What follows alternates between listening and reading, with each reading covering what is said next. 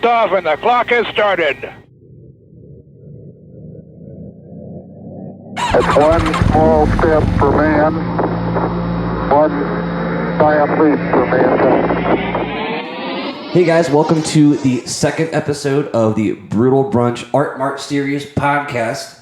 Episode 2, season 1. I said that already, I think. Anyway, we got a special guest today, Christina Del Hoyo. Say hi. Hi, everyone. So, again, I'm Trip Parks, one of the hosts. And I'm Nathaniel Diamond. So, welcome. We got some questions for you, just kind of about, art back in the day for you, where you're from, how you got to Denver, and I know you're from Spain. Can you give us maybe a little summary about you and what you do and where you're from? Yes, of course. So I'm from Spain. I'm from southern Spain, from a beautiful place called Malaga, by the beach, by the Mediterranean Sea.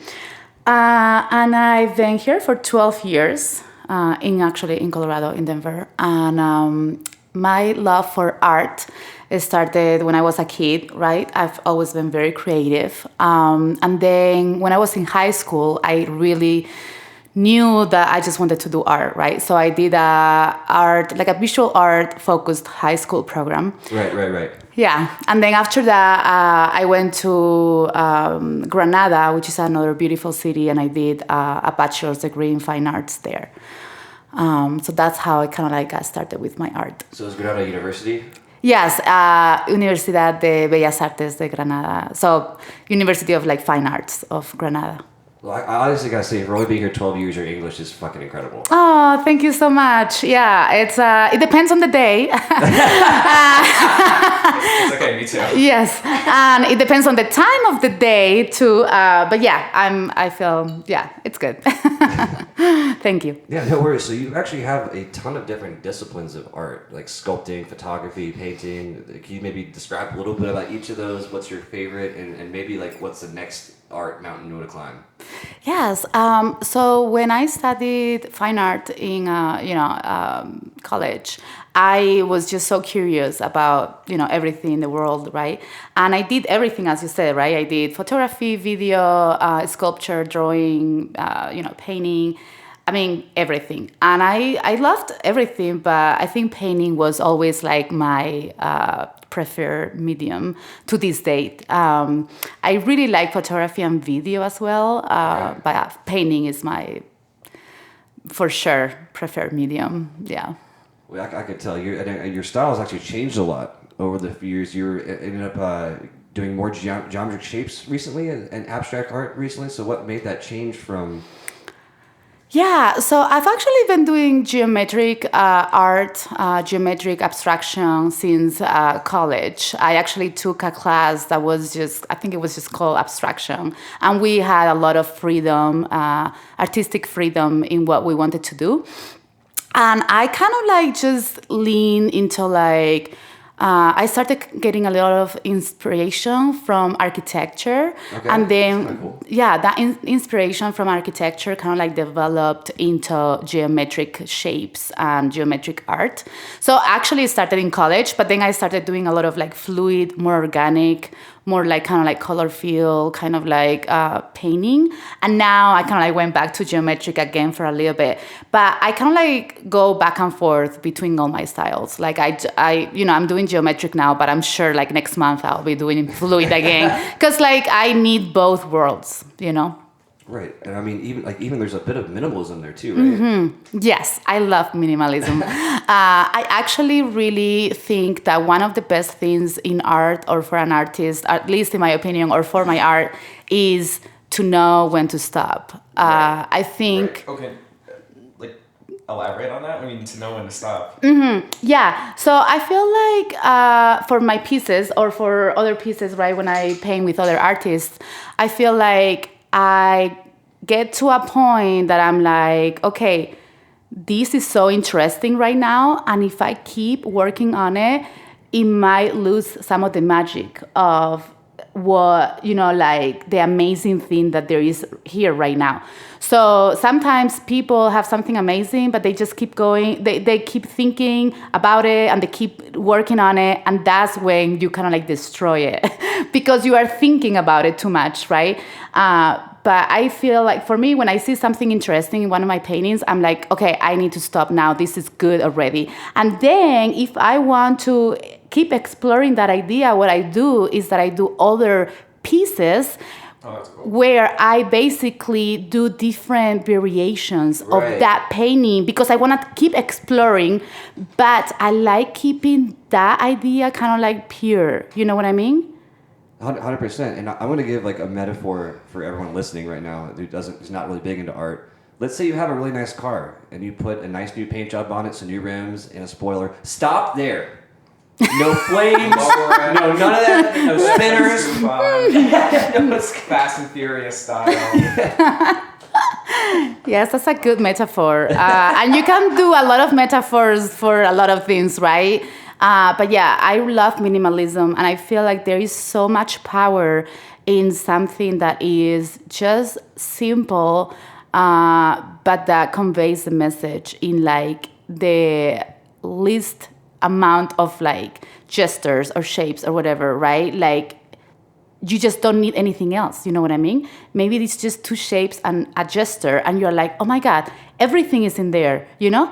And I think to get to that point, you have to do so much. You know, people think that, oh, it's so simple, anyone can do this, whatever. No.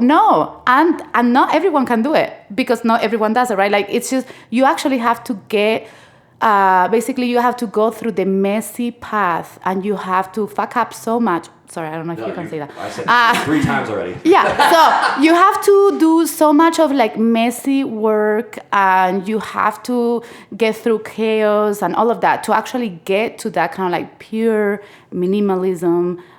So yeah, it's not as easy as it seems. Well, I mean, I think that's with, you know, any kind of skills, especially like we've interviewed tons of artists already, and a lot of the thing is it's just this time to develop your own style, time to learn, and I think that goes with, you know, pretty much anything, whether it's marketing, art, football, anything. If you put like, you know, 10,000 hours of work into it, then you'll eventually start coming up with something. You know, at that point you become a master.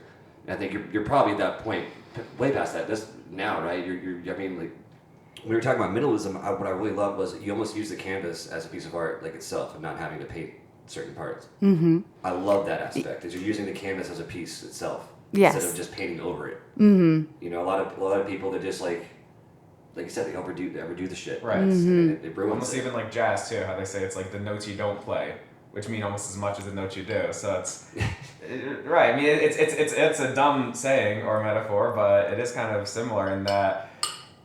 Again, it goes back to like knowing, like you said, knowing when to stop, knowing not to take it too far, knowing what you feel in the moment is exactly what should be on the canvas and not some far off idea. Mm-hmm. So like what, you said you were originally inspired by architecture. Was there anything in specific or just the idea of geometric shapes in architecture? So I would say that I'm a contemplative person. I like to just kind of like daydream all the time. So I like to observe where, you know, my surroundings, right? And like in Spain, architecture is so beautiful. So I just like, you know, walking around and just looking at buildings. And I would look at buildings and I would just look at the, you know, the edges of the buildings, the angles of where, you know, the different planes of the building met. And I don't know, I was just fascinated by those shapes and angles and lines. And I would just basically see art. Like I would see pieces, you know, and I would be like, oh, that little corner could be a great, you know, painting. So I just started taking photos of compositions that I thought were very interesting, that I liked, that I thought they were attractive to my eye. And I just, with those photographs, I would just basically develop a painting, like the basic structure of a painting. And then I would, you know, let my imagination kind of like go off with like colors, because obviously they were like buildings, so there were not a lot of colors. Yeah, right. But I would just like put my colors, because I was like, oh yeah, orange here and blue and this and that, you know. And then so that combination between getting the inspiration from architecture and then my own imagination with, you know, my passion for color, I think just made those paintings in the, you know, in early stages of, you know, my career. So that's kind of interesting that that's your creative process, that kind of thing. And it obviously comes from you being from Spain and having a lot better architecture than our like shitty ass boxes here. But There's some good architecture in the U.S. too. well, I know, but like people like say houses and stuff here like hundreds of years old, and like over there can be like thousands of years old. And, like, Right. It's like, oh, this is a new building, and then it's several hundred years older than our entire state. Yeah, there's a lot of inspiration there that I was just, like just fascinated by, like all the history and, just like you will walk on streets and just like the cobblestones, like all the stones are different. And you're like, oh, maybe, people put this like one by one, like by hand. What? Like, this is how, and it's just so beautiful. And especially southern Spain has so much influence from, like Arabic people, from Northern Africa. Right. So it's like a lot of inspirations from different cultures. So I think that mix, it's just so beautiful, and you can see it everywhere in the architecture. Especially Granada has a lot of influence, Arabic influence in architecture, in food. Right. It's beautiful. Yeah. That's honestly incredible. So coming here, you had that perspective. What really inspired you here in Denver when you got here? Well, I love the high rises because, it's something that we don't have so much in Spain, right? So it's something for me different. And it's fascinating for me, like how tall they are and like how kind of like it changes the landscape of the city, right? Because Absolutely. It's very flat, and then all of a sudden you have this like vertical, like it's just like very interesting in like in an artistic way, right? So yeah, I love high rises. I think that the contrast is very interesting, in my opinion. And just speaking of that contrast, I don't know if it's anything you've noticed, but every time I go to a city that's a little older, there's always super old buildings. I mean, I say super old, of course, in American context, so they're most like 250 years old. But it's like really old buildings, either a church or some old house, immediately next to a skyscraper. And something about that kind of composition I always love taking pictures of. I know there's one downtown here with the church, and then I think it might be the block of the Wells Fargo typewriter building, but it's completely backed up to a skyscraper. There's one in Boston I've always loved that's a super old church next to a skyscraper. So like I 100% understand the whole contrast of like nothing, skyscraper, nothing. Yes, I actually know exactly which one you're talking about here in Denver, because I also took pictures of that one when I first got to Denver. I thought it was such an interesting contrast between the old and the new, and it's very interesting because like that passion or the obsession, or I don't know how to call it, about the vertical, right?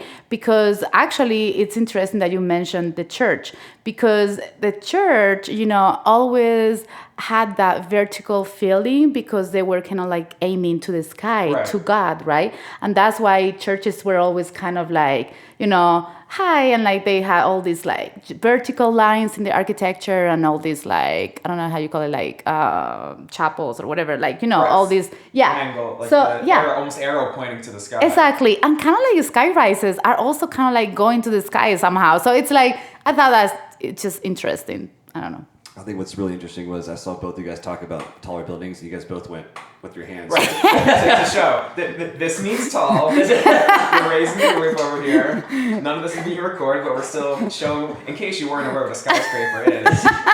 It's just tall.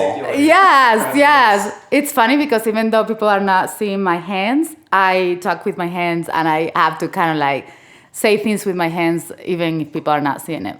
But it makes me feel good. Well, no, it's just funny. Like every time it's like describe something tall, I'm gonna notice that if they're doing like this.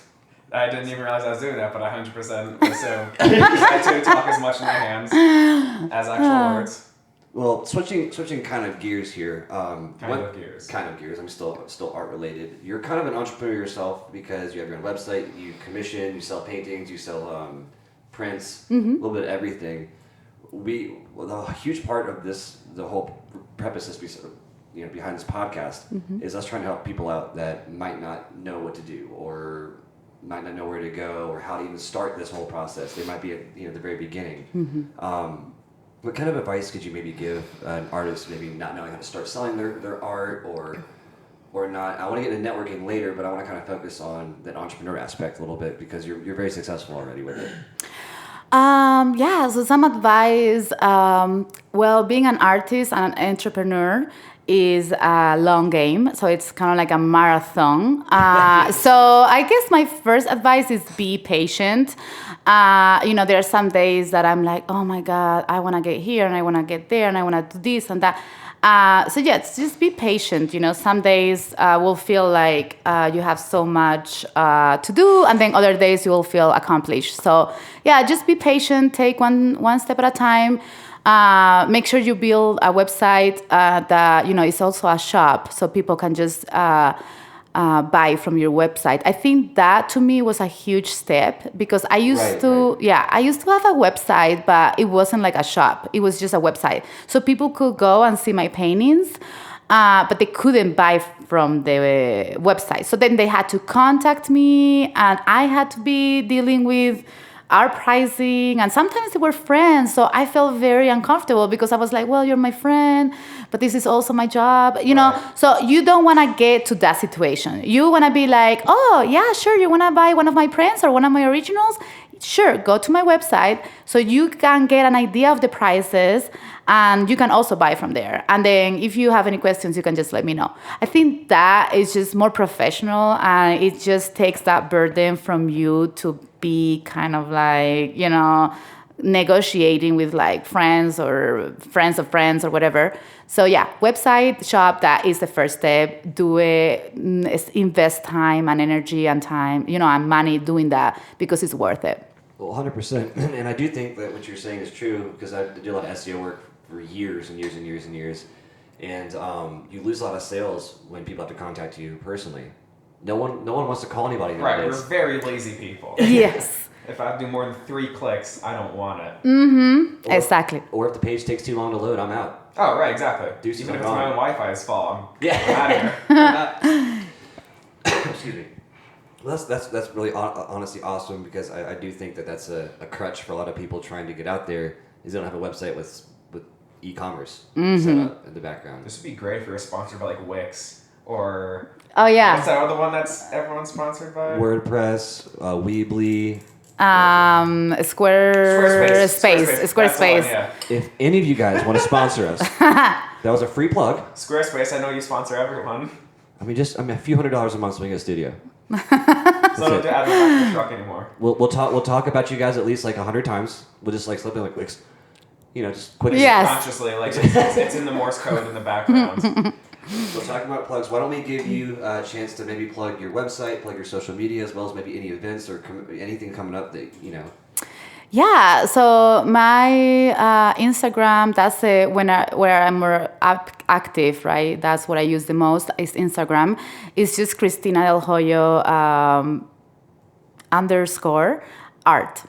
So it's pretty easy. Christina Del Hoyo, and just Christina with no H and with a C, CR. Well, what we'll do is we'll do a backlink in the yes. the Spotify feed so people can just click on it and we'll post about that as well. That sounds good. And then with my website is just ChristinaDelHoyo.com. Which honestly I suggest checking out. So we had a ceramic artist Wednesday come on, and she had a very aesthetically pleasing. Shout out to Liz Cohen. Thank you for coming on. Very aesthetically pleasing website. And when I got on your website, it was the exact same thing, right? So I think there might be a little correlation there for artists and product sales. I'm 100% sure that a good website makes people want to stay on it. Well, yes. I'm thinking especially for artists though, making aesthetically pleasing because other artists will get on it. If it looks bad, then you're not gonna buy art from someone, right? Which is kind of like weird. You have to be multifaceted as an artist and entrepreneur with that kind of stuff. You have to know website design and all this other fucking shit. Not trying to dissuade you guys from doing it. No, absolutely not. Yeah, definitely. If you're an artist, you need to make sure your website looks really appealing and interesting and beautiful, and because it's part of it's part of your art. Like I personally maintain my website, so to me it's very important that the style of the website kind of shows a little bit my style and my art. And it's not even too dissimilar from like having your own storefront. Like you wouldn't have it's literally a storefront. It's just online instead of in person. Mm-hmm. You wouldn't sell your art in a decrepit room with plaster falling off the walls. You wanted people to come in. You wanted to attract their eye. Mm-hmm. It's just instead of being in an art walk, you're in the series of tubes that is the internet. Totally, yeah, I agree. It's so important. It's why you stay and you keep exploring and you keep like looking at different tabs, and because it's pleasing, right? And you like it and it's beautiful. So yeah. Well, I absolutely love it. So moving on to networking now, doing this for a few weeks now. A lot of art is about networking, about getting out there, going to shows, meeting people, getting your name out there. What did you do for networking, and what can other people maybe do when they're starting up to go out and network and maybe finding events or anything to get involved in the art world? So I think social media is the key right now. So yeah, try to be very active in social media. Instagram is my favorite platform so far, right now. But I'm also on Facebook a little bit, not much, but I also try to be on Facebook because I know not everyone is on Instagram. And then, yeah, I try to go to local shows, I have a lot of artist friends. I have people, that I know in the community. I also follow a lot of organizations that I admire in Denver. So I think that's a great way to be involved. Okay. So if you like an organization, follow it, make sure that you know what's up with them, what they're doing. And then, you can be a volunteer. I've been a volunteer in Denver for different art organizations for years. And I think that is a great way to get involved. And you never know when there's going to be a paid opportunity or just an opportunity to actually showcase your art.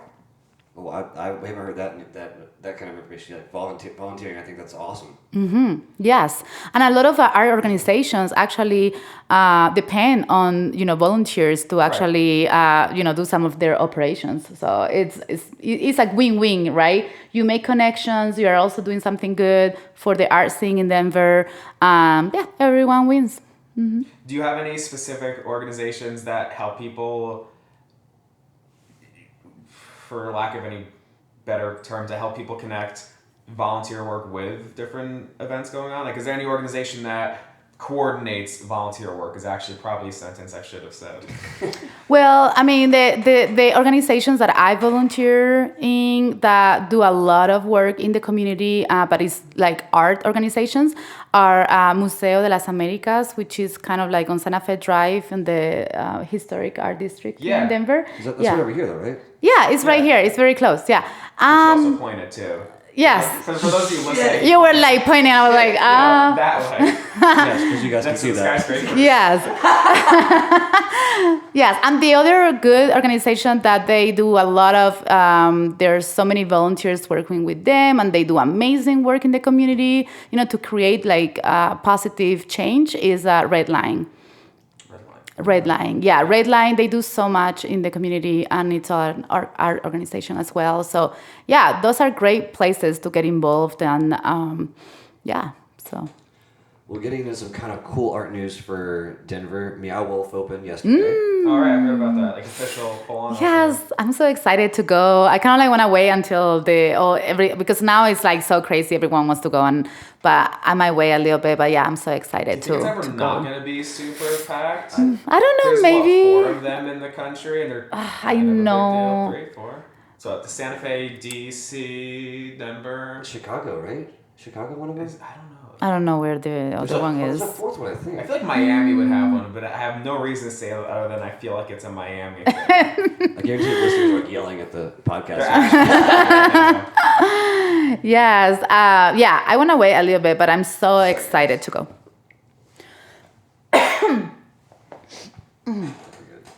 Yeah, so getting this Meow Wolf thing, I had one of my friends, Austin, he got like early access to it. A week or so ago, and I want to go bad, but I don't want to go beat those crowds. Right. Yes. It could be gnarly. I'm gonna wait a little bit. I don't like crowds. After a few years, everyone in Denver probably would have had to have gone. So it'll have to stop being crowded at some point, right? Right. Yeah. I think in a few months it's gonna be good. They'll probably like shut it down right before, right as it gets. Oh. Yeah, hopefully not. Well, we'll probably all make plans to go together, and then the day they go, we're going to close down. Right. That's it. We're tearing the whole building down. Well, that's kind of the end of the podcast. I want to give you an opportunity to make another time to get out your social media, your website, and maybe any shows or events that you're doing. I'm gonna plug that. Winning lottery numbers, really anything. Yeah, so so September was like a huge month for me in terms of art. Okay. So I had a lot of things going on. I had one of my pieces was in an exhibit called Earth to Sky in Manhattan in New York City. Oh, nice. Yeah, so that was huge from September 1st through the 12th. And then I also had 2 of my geometric paintings in a contemporary art fair in Paris.